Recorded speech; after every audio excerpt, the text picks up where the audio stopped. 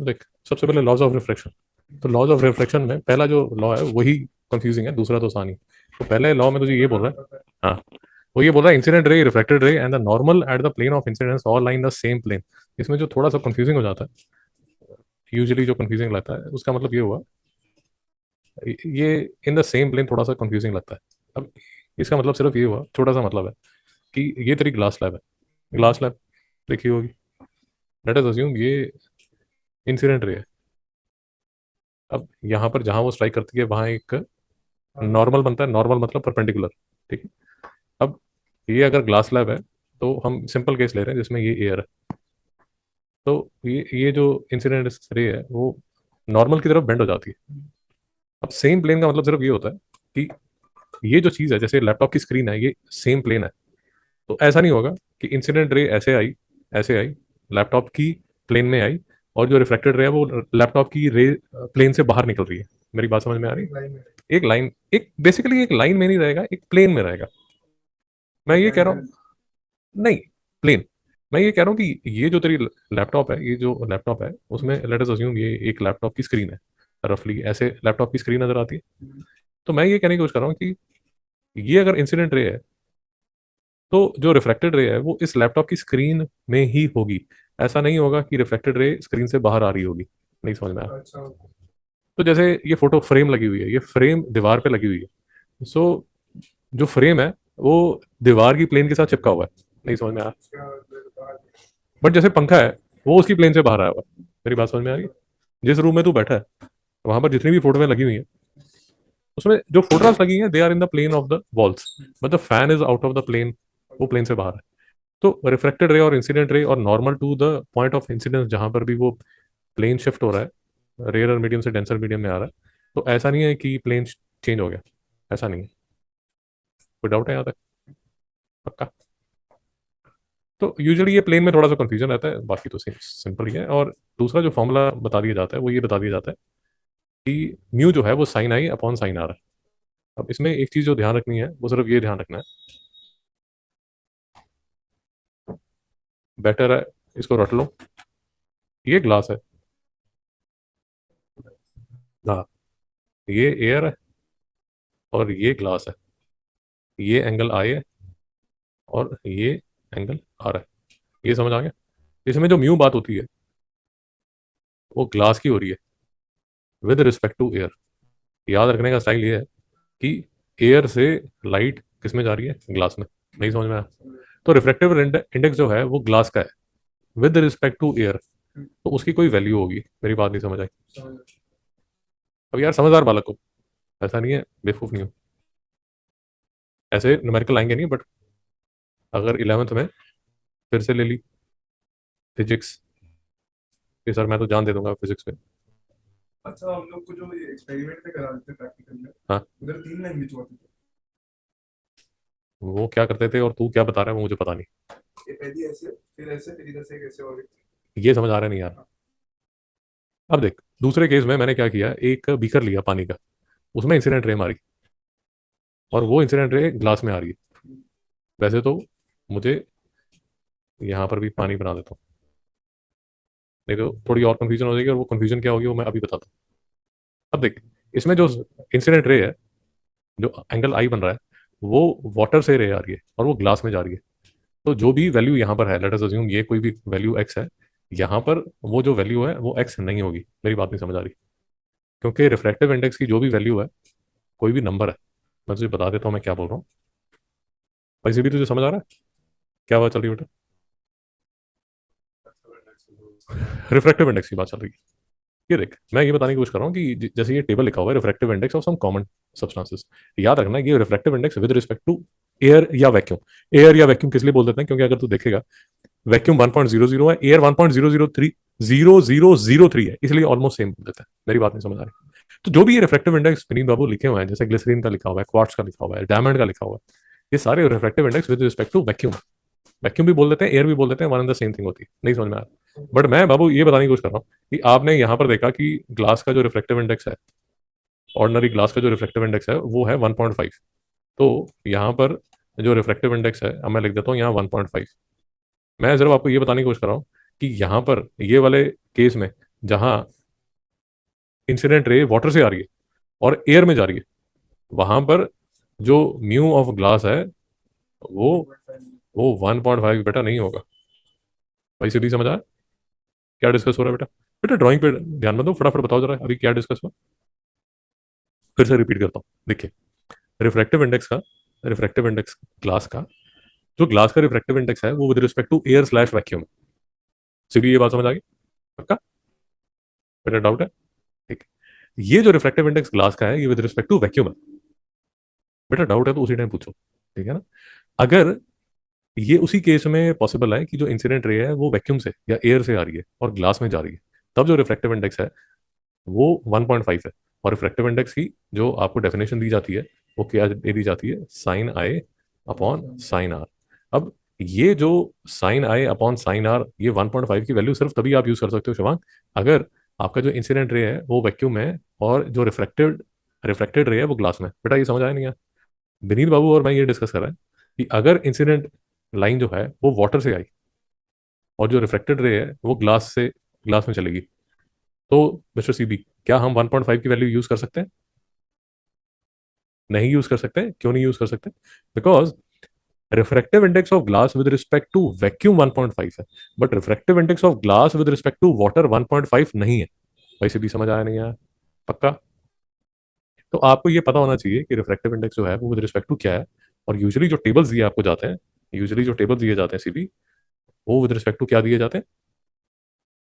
Sorry, vacuum या air. Vacuum क्या है? समझ आ गया? कोई डाउट? एयर में बोलिए। एयर का अगर आ गया तो वन ही लेंगे ना। वन ही लेंगे, उस पूरी किताब में वन ही लेंगे। आपके सामने जो है, अगर आप देखेंगे, ये वन ही लिखा हुआ। आप इसमें जाएंगे, क्लास 11 में जाएंगे तो आपको पता चलेगा। भाई जीबी इसमें कितने सिग्निफिकेंट डिजिट्स? कैसे थी? दो ट्री। डेसिमल के बाद जो जीरोस हैं वो काउंट होते हैं। उसी तरह ये वाले जो है इसमें कितने सिग्निफिकेंट डिजिट्स? कैसे 5? 4। बीच वाले जो हैं, बीच वाले जीरोस काउंट होते हैं, और दो नॉन जीरो डिजिट्स हैं तो 5 है। सिग्निफिकेंट डिजिट्स करके एक टॉपिक आता है। तो सिग्निफिकेंट डिजिट मतलब छोड़ो, ऐसे ही हम रिवाइज कर रहे थे। तो वैक्यूम और एयर 1.00 ही है, तो वन ही लिखना है। बात समझ आ गई? बट मुद्दे की बात यह है कि भाई जो रिफ्लेक्टिव इंडेक्स है वो with respect to certain medium होता है। यहाँ तक बात समझ आ गई? अच्छा, जब इतनी बातें समझ आ गई तो एक छोटी सी बात और समझ लीजिए, उसमें ज़्यादा ज्ञान पट्टी मत कीजिए। हमेशा एक ही बिल बनाया करेगा। हमेशा एक ही प्लेन में राय करेगा। नहीं समझ में आया? सिर्फ ये याद रखिए कि फॉर एग्जाम्पल अब जो मैं इंस्टांस लेता हूँ, उसमें जो सब्सटेंस लेता हूँ 1.33 ले लेता हूँ, वाटर। मेरी बात भी समझ आई नहीं बाबू? अभी मैंने क्या किया, थोड़ा सिंप्लीफाई करने के लिए मैं ऐसा कर देता हूँ, ऐसा कर देता हूँ। ये बीकर है, बीकर में ये वाटर, इसका जो रिफ्लेक्टिव इंडेक्स है वो 1.33 है, और ये जो है ये वाटर है और ये जो है वो एयर है। भाई सीधी समझ आ गया? नहीं बाबू समझ आ गया? तो एक बात याद रखिए, reflective index of water with respect to air, फिर से देखिए, reflective index of water with respect to air जो है वो 1.33 है। मेरी बात समझ में आई? और अगर मैं आपसे पूछूंगा कि refractive index of air with respect to water क्या होगा, तो वो होगा 1/1.33। मेरी बात नहीं समझ आई? वन अपॉन पूरे से। जी, रेसिप्रोकल। तो अगर एक मीडियम से दूसरे मीडियम में जा रही है एयर, और उसका आपके पास रिफ्रैक्टिव इंडेक्स है, तो दूसरे मीडियम का refractive index with respect to पहले मीडियम का रिफ्रैक्टिव इंडेक्स सिर्फ रेसिप्रोकल कर दिया जाता है। सिर्फ यहाँ तक कोई डाउट है? ओके। म्यू की जो सबसे आसान जो डेफिनेशन है वो sine i upon sine r कर ली। दूसरी एक और बड़ी आसान सी उसकी क्या है कि velocity in air upon velocity इन से ग्लास। इसलिए अगर आप रिफ्रैक्टिव इंडेक्स निकालेंगे ग्लास का, अगर आप वाटर का निकालेंगे तो velocity in air upon velocity in water. नहीं समझ में आया? तो मार्केट में इसलिए आपको दो तरह के म्यू मिलेंगे। एक म्यू मिलेगा sine i upon sine i वाला, sine i upon sine r वाला, और दूसरा म्यू मिलेगा V1 अपॉन V2 वाला। 2 मिनट लगा के जितना भी ज्ञान गोष्ठी यहाँ पर हुई है इसको नोट कर लीजिए प्लीज, 2 मिनट लगा के। नाइस। तो विनीत बाबू एक और छोटी सी चीज लिख लीजिए, v is equal to f lambda. पहले लिख लीजिए, फिर मैं 2 मिनट आपको समझाता हूँ इसका मतलब क्या होता है। v is equal to f lambda. अलग से लिखो। जी जी लिख लीजिए, वहीं पर लिख लीजिए, अलग अलग से लिख लीजिए, जैसे लिखना चाहते हैं। v is equal to f lambda. v is equal to f lambda. इसका मतलब विनीत बाबू ये होता है, ये है velocity of wave. Velocity of wave, बेटा देखना क्या वो एफ जो है वो है फ्रीक्वेंसी, ये है वेवलेंथ। वेवलेंथ। तो v is equal to f lambda और बाकी लाइट और वो सब का पूरा तामझाम समझ आ गया, लंबी स्टोरी चली, बहुत कुछ हो गया। ठीक है। ओके। अब यहाँ ये वापस तो आपको समझ आएगा कि जब मैं न्यूमेरिकल कर रहा था उसमें जब मैं ये फॉर्मूला लिखा हुआ है mu is equal to sine i upon sine r v one upon we two, यहाँ पर एक और चीज़ जो लिखी गई थी वो ये लिखी गई थी कि v is equal to f one lambda one over f two lambda two. भाई नहीं समझ आ रहा विनीत बाबू, इतनी लंबी स्टोरी के बाद। एक फोटो लेके ऊपर। ऑफ कोर्स रिकॉर्ड नहीं थी, मुझे भी बीच में लगा कि मैं गलत रास्ते पे आ गया, बट ठीक है अब चल रहे हैं तो चल रहे हैं। यहाँ तक समझ आ गया। तो अंडरस्टैंडिंग क्लियर हो अब यार देख वो सब तो अब डिपेंड करता है कि आप कितना समझ सकते हैं और कितना समझना चाहते हैं। तो हमारे पास म्यू का sine i upon sine r v one upon we two f one lambda one upon f two lambda two. यहाँ तक समझ आया, कोई डाउट तो नहीं? ठीक है। तो अब एक और चीज जो मुद्दे की हमें समझनी पड़ेगी,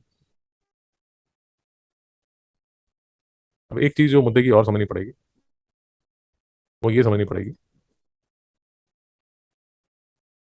लेट अस अज्यूम तूने रेड लाइट ली और ये वाटर नहीं समझ में आया। जी बताइए। जी जी जी। भाई आप जो पेपर्स ले रहे हैं उस पर सिर्फ नंबर डालते रहिए ताकि आप भी कंफ्यूज ना हो, मैं भी ना कंफ्यूज हूं। तो पेज 1 पेज 2 पेज 3 करके नंबर्स डालते रहिए। अरे तू आंसर भी देख रहा है तो फिर टेस्ट की चिट्टा दे रहा है तो उसमें डाल के चेक कर लेना, इक्वेशन में डाल के चेक कर लेना, समझा? इसमें कोई आंसर चेक करने वाली बात ही नहीं, वो तो आप डाल के देख सकते हैं। और आपने तीनों का जो किया, तीनों का जो किया सॉल्यूशन सेम आना चाहिए। तो एक ही बार आपको आंसर डालना, अगर चेक करना चाहते हैं, नहीं करना चाहते छोड़िए।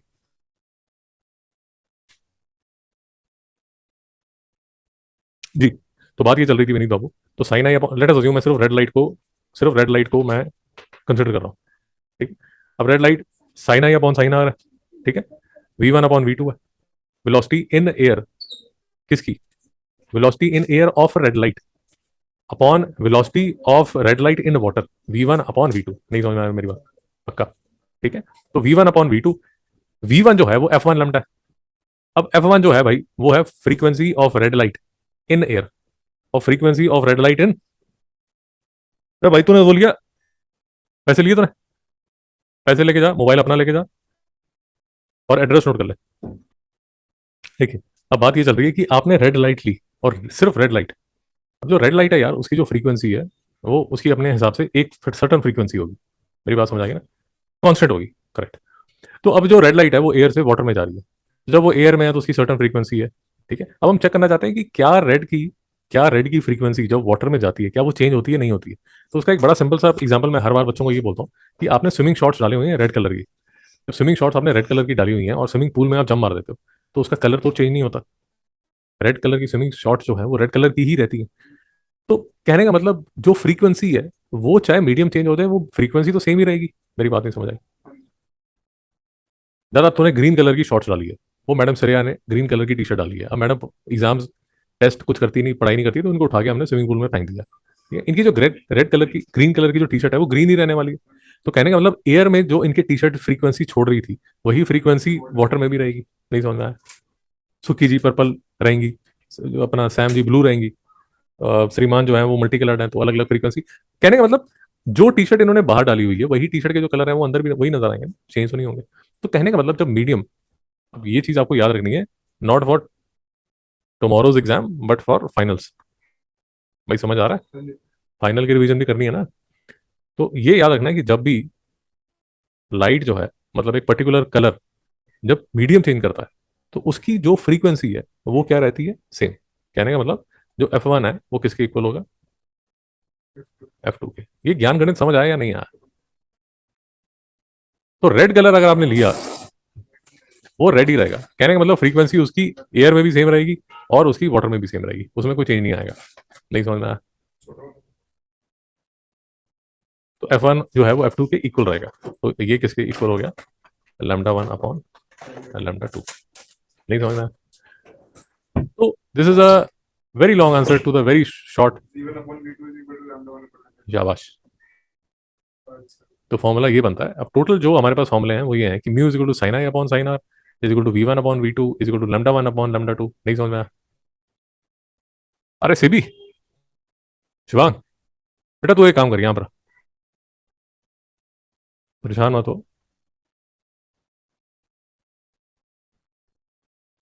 मीनिंग जो हमारे पास जो फॉर्मूला बन गया वो बन गया mu is equal to sine i upon sine r is equal to V1 upon V2 is equal to λ1 upon λ2। क्या समझ आ गया? पक्का? lambda 1 upon lambda 2 only in water. Yeah, ना also in भाई, glass. हर जगह, हर जगह, कहीं पर भी आप जाओगे, Glass में भी. किसी में भी जाओगे, आप ये समझिए कि λ1 और λ2 का मतलब क्या होता है। आप फोकस इस चीज पे कीजिए।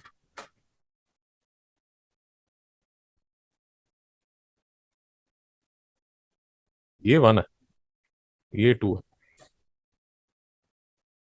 ठीक है, ये आई है, ये आर है, ठीक है?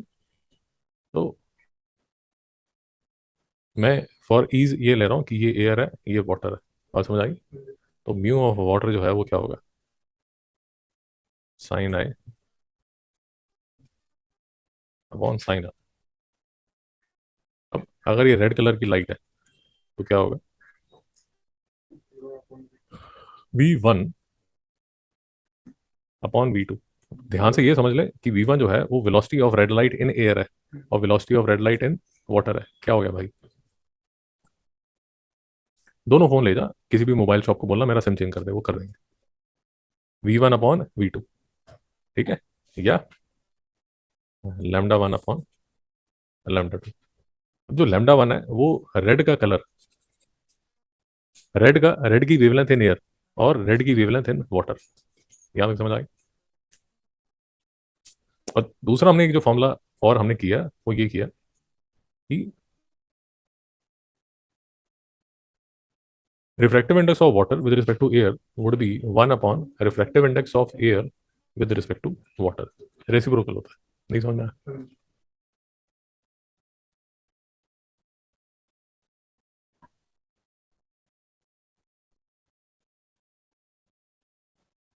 तो ये जो यहाँ पर लिखा हुआ है, effect of speed, wavelength, frequency due to refraction, ये सब जो ज्ञान गणित है तू देखेगा वो यही लिखा हुआ है। नहीं समझ में आया? नहीं समझ में आया? समझा. ओके। प्रिंसिपल ऑफ रिवर्सिबिलिटी बहुत सिंपल है। प्रिंसिपल ऑफ रिवर्सिबिलिटी सिर्फ ये कहता है कि सर ऐसा है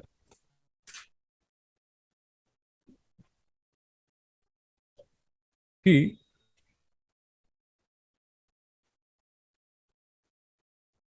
ये एयर है, ये वाटर है, ये आई है, ये आर है,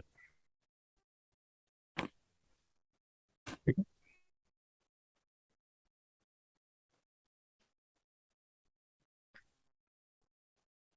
अगर मैं लाइट एयर से वाटर में भेजता हूँ तो भी यही पाथ फॉलो होगा। बट यही लाइट अगर मैं उल्टा भेजता हूँ, मतलब कहने का मतलब अगर मैं लाइट ऐसे भेजता हूँ, ऐसे वाटर से टॉर्च मारता हूँ, तो वो लाइट ऐसे ही बाहर आएगी। नहीं समझ में आया? या तेरे पास टॉर्च है, तू एयर से पानी के अंदर मारता है, वो बेंड होती है। बट अगर तू इसको रिवर्स करे, मतलब वाटर में स्विमिंग पूल में घुस के अगर सेम एंगल आर पे तू करेगा तो वो सेम एंगल आई पे ही बाहर निकलेगी। नहीं समझ में आया? This is true for, Deviate नहीं. डिविएट नहीं होगी। This is true for anything. ये तूने एयर लिया और ये तूने ग्लास लिया, ये आई है, ये आर है। मेरी बात समझ में आई? अगर तू पाथ रिवर्स करेगा, मतलब यहां से लाइट भेजेगा, तो उसी एंगल से वो बाहर निकलेगी। मेरी बात नहीं समझ आ रही?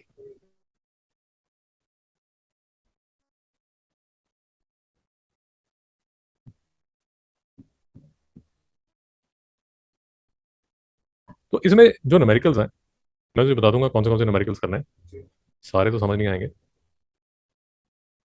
ओके। 5 तरीके के भी आ गए तो बहुत है हाँ तो वीडियो में। हाँ। अ,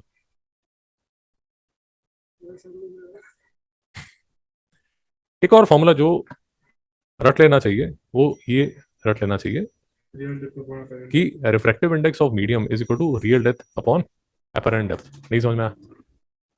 ये फॉर्मूला रट ले, क्योंकि इसमें एज सच ही न्यूमेरिकल आता है, ये सब तामझाम कम ही आता है, बट इसका मतलब सिर्फ ये होता है स्विमिंग पूल में कोई स्विमिंग कर रहा है, वो एक्चुअल में जितनी डेप्थ पे होता है उतनी डेप्थ पे हमें नजर नहीं आता, वो हमें थोड़ा ऊपर नजर आता है। मेरी बात नहीं समझ आई?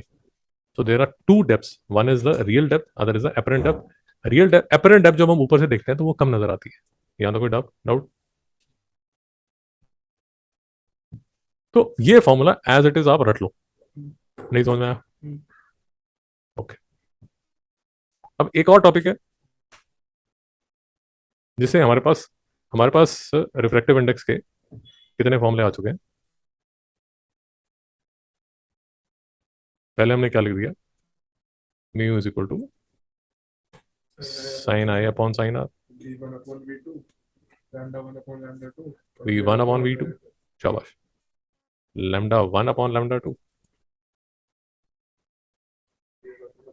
Real upon apparent. और लास्ट में एक और फॉर्मूला आएगा जो अभी हम देखते हैं, उसमें जो फंडा यूज होता है वो ये फंडा यूज होता है, ध्यान से सुनना जो मैं कह रहा हूँ, क्रिटिकल एंगल का फंडा यूज होता है। उसमें तो क्या करता है, जो इंसिडेंट ले रे है, ये इंसिडेंट रे जो है वो डेंसर मीडियम में है, ग्लास में। मेरी बात समझ में आई? पक्का?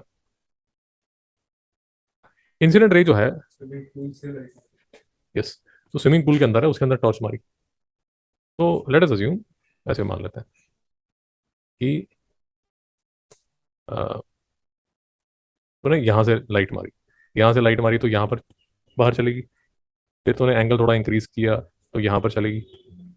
अब एक सर्टन एंगल ऐसा आएगा जिसमें लाइट जो है वो बाहर नहीं जाएगी, वो पानी को चिपकती हुई चली जाएगी। नहीं समझ में आया? तो वो जो एंगल है उसको बोला जाता है क्रिटिकल एंगल।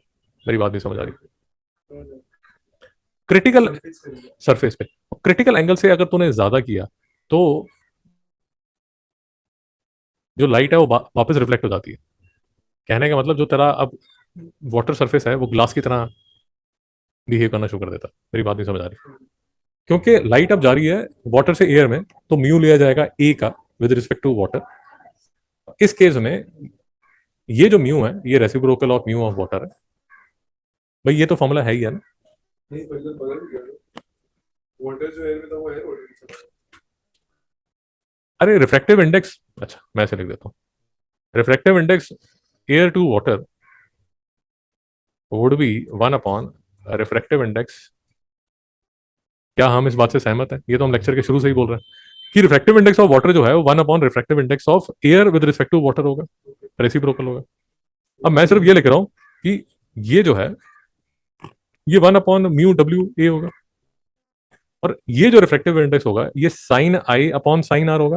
बट इस केस में जो आई होगा वो क्या होगा, साइन सी अपॉन साइन 90। तो ये क्या हो जाएगा, साइन सी। नहीं समझ में आया? तो साइन 91 होता ना, तो इसलिए इसका मतलब ये हुआ कि वन अपॉन म्यू डब्ल्यू जो है वो किसके इक्वल हो गया, साइन सी के, या म्यू डब्ल्यू जो है वो किसके इक्वल हो गया, वन अपॉन साइन सी के। नहीं समझ में आया? तो ये हमारा म्यू का पांचवा फॉर्मूला बन गया कि म्यू जो है वो किसके इक्वल होता है, 1/sin वन अपॉन साइन सी के। नहीं समझ में आया? समझ लो। ये जो फॉर्मूला है ये फॉर्मूला लिखा हुआ है यहाँ।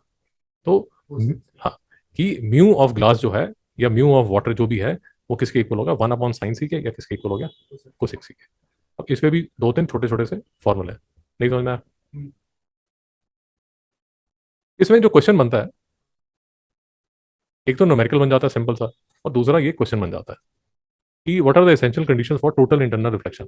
याद रखना है कि जो लाइट है वो डेंसर से रेयर में जाएगी, और दूसरी बात कि angle of incidence must be greater than the critical angle of the pair of media. Critical angle पे तो भाई 90 डिग्री होती है। टोटल इंटरनल रिफ्लेक्शन वो फिनोमिना है जिसमें तेरी ग्लास की सरफेस कैसे बिहेव करना शुरू कर देती है, मिरर की तरह। मेरी बात नहीं समझ आ रही? अरे कई बार तो ड्यू ड्रॉप्स देखता होगा वो ड्यू ड्रॉप्स ऐसे सिल्वर की तरह चमकते हैं, कभी देखा है पार्क में घूमते हुए? वो सिल्वर की तरह इसलिए चमकते हैं, ऐसा लगता है कि नीचे एक ग्लास मिरर रखा हुआ है, क्योंकि वहां पर उस एट दैट एंगल, और क्योंकि मॉर्निंग का एंगल होता है, सूरज का उस टाइम नीचे होता है एंगल, तो उस टाइम जो लाइट है वो टोटल इंटरनल रिफ्लेक्शन कर रही होती है किस में, वो ड्यू ड्रॉप में। नहीं समझ में आया?